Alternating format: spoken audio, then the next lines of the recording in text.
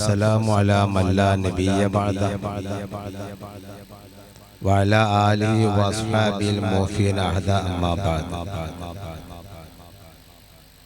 ബഹുമാന്യരെ, അഷ്റഫുൽ ഖൽഖ് ത്വാഹ റസൂലുള്ളാഹി സ്വല്ലല്ലാഹു അലൈഹി വസല്ലം തങ്ങളുടെ മദ്ഹ് കീർത്തനമാണ് നാം ഇതുവരെ കേട്ടത്. ഇമാം ബൂസൂരി റളിയല്ലാഹു തആല അൻഹു ആശിഖുർ റസൂൽ സ്വല്ലല്ലാഹു അലൈഹി വസല്ലം റസൂലുള്ളാഹിനോടുള്ള അടങ്ങാത്ത പ്രേമം ആ മഹാനുഭാവനെ ഒരു വിശാലമായ കാവ്യം രചിക്കലിലേക്ക് പ്രേരിപ്പിക്കുകയുണ്ടായി. ആ കാവ്യങ്ങളുടെ ഓരോ വരികളും നമ്മൾ വിശദീകരിക്കുകയാണെങ്കിൽ ദിവസങ്ങളോളം വേണ്ടിവരും. അത്രക്കും വിപുലമായ സാഹിത്യ സമ്പുഷ്ടമായ വിശാലമായ അർത്ഥതലങ്ങളെ ഉൾക്കൊള്ളിച്ചുകൊണ്ടുള്ള ബെയ്ത്തുകളാണ് ഇമാം ബൂസൂരി റളിയല്ലാഹു തആല അൻഹു അവതരിപ്പിച്ചിരിക്കുന്നത്. അതിൽ ഒരു വരി നാം ശ്രദ്ധിക്കുക. فاق النبيين في خلق وفي خلق ولم يدانه في علم ولا كرم. فاق النبيين أشرف الخلق طه رسول الله صلى الله عليه وسلم തങ്ങൾ എല്ലാ പ്രവാചകന്മാരെക്കാളും മീതയായിരിക്കുന്നു.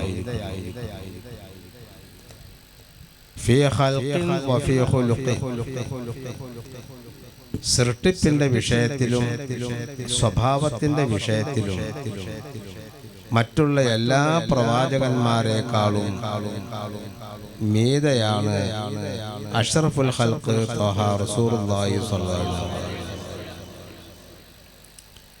ആമിന ബീബി റളിയല്ലാഹു തആല അൻഹ അഷ്റഫുൽ ഖൽഖിനെ ഗർഭം ചുമന്നത് മുതൽക്ക് റസൂലുള്ളാഹി തങ്ങൾ ലോകത്തോട് വിട പറഞ്ഞതിൽ പിറകെ ഖബറിലും നാളെ മഹ്ശറയിലും നാളെ സ്വർഗത്തിലുമുള്ള റസൂൽ കരീം സ്വല്ലല്ലാഹു അലൈഹി വസല്ലം തങ്ങളുടെ ജൈത്രയാത്രയുടെ സുമുഹനമായ അവിടുത്തെ പവിത്രമായ മദ്ഹുകൾ നമ്മൾ അയവിറക്കുമ്പോൾ ഈ സത്യം നമുക്ക് ബോധ്യമാവും.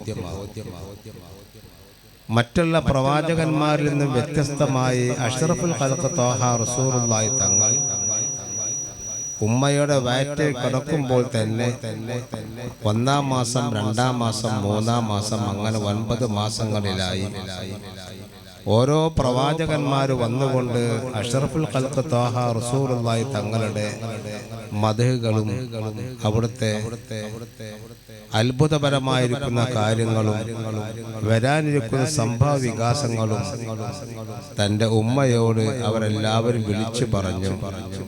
അങ്ങനെയുള്ള ഗർഭശിശുവാകുമ്പോൾ തന്നെ ഉന്നതന്മാരാൽ വാഴ്ത്തപ്പെട്ട പ്രവാചകരാണ് മുഹമ്മദ് മുസ്തഫ സല്ലല്ലാഹു അലൈഹി വസല്ലം.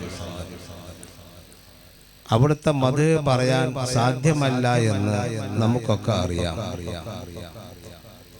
ഇമാം ബൂസൂരി റളിയല്ലാഹു തആല അൻഹു തന്നെ മദ്ഹ് പറഞ്ഞ് അദ്ദേഹം പറഞ്ഞു വെക്കുന്നത് فَمَبْلَغُ الْعِلْمِ فِيهِ أَنَّهُ بَشَرٌ وَأَنَّهُ خَيْرُ خَلْقِ اللَّهِ كُلِّهِمْ. മബ്ലഗുൽ ഇൽമി, വിജ്ഞാനത്തിന്റെ അങ്ങേയറ്റം നമ്മൾ ചിന്തിച്ച് നീങ്ങുകയാണെങ്കിൽ ഫീഹി അഷ്റഫുൽ ഖൽഖ് ത്വാഹ റസൂലുള്ളാഹിന്റെ കാര്യത്തിൽ നമ്മൾ വിജ്ഞാനത്തിന്റെ അങ്ങേയറ്റം പരിധി തപ്പുകയാണെങ്കിൽ തന്നെ അന്നഹു ബശറു, തീർച്ചയായിട്ടും അവിടുന്ന് ഒരു മനുഷ്യനാണ് എന്നാണ് നമുക്ക് പറയാൻ പറ്റുകയുള്ളൂ. ഒരു മനുഷ്യനാണ്. എന്ത് മനുഷ്യൻ? മുഹമ്മദുൻ ബഷറുൻ ലാ കൽ ബശരി, യാഖൂത്തുൻ ഹജറുൻ ലാ കൽ ഹജരി. യാഖൂത്ത് വിലമതിക്കാൻ പറ്റാത്ത കടലിന്റെ ആഴിയിൽ നിന്ന് ചിപ്പിയിൽ നിന്നും എടുക്കപ്പെടുന്ന വിലമതിക്കാൻ പറ്റാത്ത യാഖൂത്ത് എന്ന് പറയുന്ന കല്ല്, അതും കല്ലാണ്.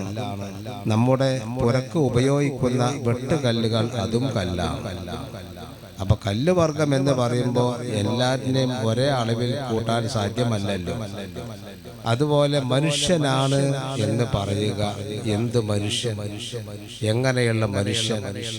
അതിൻ്റെ കീർത്തനവും അതിൻ്റെ ആഴവും പരപ്പവും പറഞ്ഞൊപ്പിക്കാൻ സാധ്യമല്ല എന്ന് പറഞ്ഞ് ബഹുമാനപ്പെട്ട ഇമാം ബൂസൂരി റളിയല്ലാഹു തആല അൻഹു വളരെ വ്യാകുലനായി അന്തം വിട്ടു നിന്ന് ആ വരിയുടെ ബാക്കി പത്രം പൂർത്തിയാക്കാൻ സാധിക്കാതെ അദ്ദേഹം വിഷമിക്കുകയാണ്.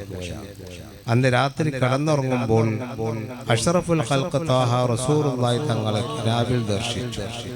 നബി പറഞ്ഞു, ബാക്കി ഭാഗം ഇങ്ങനെ പൂർത്തിയാക്കാം: വ അന്നഹു ഖൈറു ഖൽഖില്ലാഹി കുല്ലിഹിം, ലോകത്തിലെ എല്ലാ സൃഷ്ടികളെക്കാളും ഏറ്റവും അത്യുത്തമനാണ് മുഹമ്മദ് നബി സല്ലല്ലാഹു അലൈഹി വസല്ലം. അങ്ങനെ നമുക്ക് ആ വരി പൂർത്തിയാക്കാമെന്ന് റസൂലുള്ളാഹി തങ്ങൾ പറഞ്ഞു. ഈ വൈകിയ വേളയിൽ അഷ്റഫുൽ ഖൽഖിന്റെ സ്വഭാവ മഹിമതയെ കുറിച്ചുകൊണ്ട് ഞാൻ പരത്തി പറയാൻ ഇവിടെ സമയം അനുവദിക്കുന്നില്ല. ഒരു സംഭവം നമ്മൾ ശ്രദ്ധിക്കുക. അഷ്റഫുൽ ഖൽഖ് ത്വാഹ റസൂലുള്ളാഹി സ്വല്ലല്ലാഹു അലൈഹി വസല്ലം തങ്ങളുടെ ബദ്ധവൈരിയായിരുന്നു സുമാമ എന്ന ഒരു അറേബ്യൻ ഗോത്രത്തലവൻ. ഒളിഞ്ഞും തെളിഞ്ഞും അദ്ദേഹം ഇസ്ലാമിനെ ആക്രമിക്കലാണ് അദ്ദേഹത്തിന്റെ ജോലി. നബി സല്ലല്ലാഹു അലൈഹി വസല്ലം തങ്ങളെ ഇകഴ്ത്താനും അവിടുത്തെ സ്വഹാബത്തുൽ കിറാമിനോട് അങ്ങേയറ്റം കർക്കശമായ രൂപത്തിൽ പെരുമാറാനും മുഴു സമയം അദ്ദേഹം വിനിയോഗിച്ചിരുന്നു. ആ മനുഷ്യൻ ശത്രുത കൂടിയപ്പോൾ അള്ളാഹുവിന്റെ ഹബീബ് അവനോട് യുദ്ധം ചെയ്യാനും അവനെ പിടികൂടാനും ആഹ്വാനം ചെയ്തു. സ്വഹാബത്തുൽ കിറാം അയാളുടെ ഗ്രാമം വളഞ്ഞു സാഹസപ്പെട്ടുകൊണ്ട് അയാളെ പിടികൂടി. അങ്ങനെ ഇലാ ഹദറത്ത് റസൂലുള്ളാഹി സ്വല്ലല്ലാഹു അലൈഹി വസല്ലം ഇസ്ലാമിന്റെ ബദ്ധവൈരിയായ സുമാമയെ അഷ്റഫുൽ ഖൽഖിന് മുമ്പിൽ ഹാജരാക്കി. അള്ളാഹുവിന്റെ റസൂല് പറഞ്ഞു, നിങ്ങൾ അദ്ദേഹത്തെ മദീനത്തെ പള്ളിയിലെ തൂണിൽ ബന്ധിപ്പിക്കേണ്ടത്. താമസം വിന അദ്ദേഹത്തെ മദീനത്തെ പള്ളിയിൽ കെട്ടിയിട്ടു. ഓരോ സമയത്തും അദ്ദേഹത്തിനക്ക് ഭക്ഷണം കൊടുക്കും, വിസർജിക്കാനുള്ള സമയം അനുവദിക്കും. അതിനൊക്കെ ബോഡിഗാർഡും പട്ടാളങ്ങളും ഉണ്ട്. അയാൾ ഒരിക്കലും വിട്ടുപോകാൻ പാടില്ല. ശത്രുവാണ്, വലിയ ശത്രുവാണ്. അങ്ങനെ സ്വഹാബത്തുൽ കിറാമിന്റെ സുരക്ഷാ വലയത്തിൽ അയാൾ കഴിയുന്നു. എന്തിനാണ് അള്ളാഹുവിന്റെ റസൂൽ അങ്ങനെ മദീനത്തെ പള്ളിയിൽ തൂണിൽ കെട്ടിയിടാൻ പറഞ്ഞത്? 5 വഖ്ത് സമയമാകുമ്പോൾ ബാങ്കുലിയും ആ ബാങ്കുലി കേൾക്കുമ്പോൾ ഹയ്യ അലസ് സ്വലാ എന്നുള്ള ആ വാക്യം കേൾക്കുമ്പോൾ മദീനയുടെ നാനാ ഭാഗങ്ങളിൽ നിന്നും മദീനത്തെ പള്ളിയിലേക്ക് വിശ്വാസികൾ ഒഴുകുന്നു. പിന്നീട് ഇമാമ് വരുന്നു. ആ നമസ്കാരം, അതിന്റെ ഭംഗിയും അതിന്റെ ചാരുതയും അതിന്റെ മനോഹാരിത ആസ്വദിച്ചുകൊണ്ട് ഏതൊരാൾക്കും തന്നെ ഇസ്ലാമിലേക്ക് കടന്നു വരാൻ സാധിക്കും. അങ്ങനെയാണ് ആ സംസ്കാരം. അബിയ സംസ്കാരം നേർക്കാഴ്ചയായി ഇദ്ദേഹം കാണുകയും അയാളുടെ മനസ്സിന് പരിവർത്തനം വരണം എന്ന് മനസ്സിലാക്കിയാണ് അള്ളാഹുവിന്റെ റസൂല് അയാൾ അവിടെ കെട്ടിയിട്ടത്. ഒരിക്കലും അള്ളാഹുവിന്റെ റസൂല് ഈ ബദ്ധവൈരിയോട് നീ ഇസ്ലാം മതം സ്വീകരിക്കുക, അല്ലെങ്കിൽ ഞാൻ നിന്നെ കൊന്നുകളയും എന്ന ഭീഷണി മുഴക്കിക്കൊണ്ട് ബലാത്കാരമായി അദ്ദേഹത്തെ ഇസ്ലാമിലേക്ക് ചേർത്തിയില്ല. മറിച്ച് ഈ സംഭവ വികാസങ്ങൾ കണ്ട് അദ്ദേഹത്തിന്റെ മനസ്സിന് അലിവ് വരികയും സ്വമേധയാ അയാൾ ശ്രേഷ്ഠപ്രകാരം ഇസ്ലാം ആശ്ലേഷിക്കുകയും വേണം. ഇതാണ് റസൂലുള്ളാഹി തങ്ങളുടെ തന്ത്രം. അങ്ങനെ ഓരോ ടൈമിലും അള്ളാഹുവിന്റെ റസൂല് മിഹ്റാബിലേക്ക് കടന്നു വരുമ്പോൾ ഇയാൾ അരികിലൂടെയാണ് വരുന്നത്. റസൂലുള്ളാഹിന്റെ ചോദ്യം, യാ സുമാമ അതുസ്ലിമു, നിനക്കൊന്ന് മുസ്ലിമായി കൂടെ? അപ്പൊ ഖാല, അയാൾ പറയും, ലാ, ഞാൻ മുസ്ലിം ആവൂല. അള്ളാഹുവിന്റെ റസൂൽ ഒന്നും മിണ്ടാതെ ഒന്നും പ്രതികരിക്കാതെ പല പ്രാവശ്യം ഇത് ആവർത്തിച്ചു. യാ സുമാമ അതുസ്ലിമു, നിനക്കൊന്ന് ഇസ്ലാം മതം സ്വീകരിച്ചു? ഫഖാല ലാ, ഞാൻ സ്വീകരിക്കൂല എന്ന് അലശക്തമായ ഭാഷയിൽ പ്രതികരിക്കുന്നു. പിന്നീട് അള്ളാഹുവിന്റെ റസൂൽ പറഞ്ഞു, സ്വഹാബത്തുൽ കിറാമോട് അവിടുന്ന് പറഞ്ഞു, അതിലക്കു സുമാമ, നിങ്ങൾ ആ സുമാമയെ അഴിച്ചു വിട്ടു, അയാൾ പോയിക്കോട്ടെ എന്നാണ് അള്ളാഹുവിന്റെ റസൂൽ പറഞ്ഞത്. ആ വിശാലമായ മനസ്കതയും ആ സ്വഭാവത്തിന്റെ മഹിമതയും നമ്മൾ മനസ്സിലാക്കണം. അതിലക്കു സുമാമ, അയാൾ അഴിച്ചു വിടും, അയാൾ പോയിക്കോട്ടെ എന്ന് പറഞ്ഞു. സ്വഹാബത്തുൽ കിറാം ഓടിച്ചെന്ന് സുമാമയുടെ ബന്ധനത്തിൽ നിന്ന് അദ്ദേഹത്തെ മോചിതനാക്കി. കയറുകൾ ആകെ ദേഹമാസകാലം മുറുക്കിക്കൊണ്ടിരുന്ന അയാൾ പെട്ടെന്ന് ആ കയറുകൾ അഴിഞ്ഞപ്പോൾ സ്വതന്ത്രനായപ്പോൾ മദീനത്തെ പള്ളിയിൽ നിന്ന് അയാൾ ഒരൊറ്റ ഓട്ടം. അവ എല്ലാവരും കരുതി അയാളെ രക്ഷപ്പെട്ടു. ഇസ്ലാം മതം സ്വീകരിക്കാൻ അയാൾ സന്മനസ് കാണിക്കാതെ അയാൾ രക്ഷപ്പെട്ടു, അയാൾക്ക് റസൂലുള്ള മോചനം കൊടുത്തു എന്നാണ് എല്ലാവരും ധരിച്ചത്. പക്ഷേ ആ മനുഷ്യൻ ഓടിപ്പോയത് എങ്ങോട്ടാണ്? അങ്ങകലെ മദീനയിലുള്ള ഒരു തോട്ടത്തിലേക്കാണ്.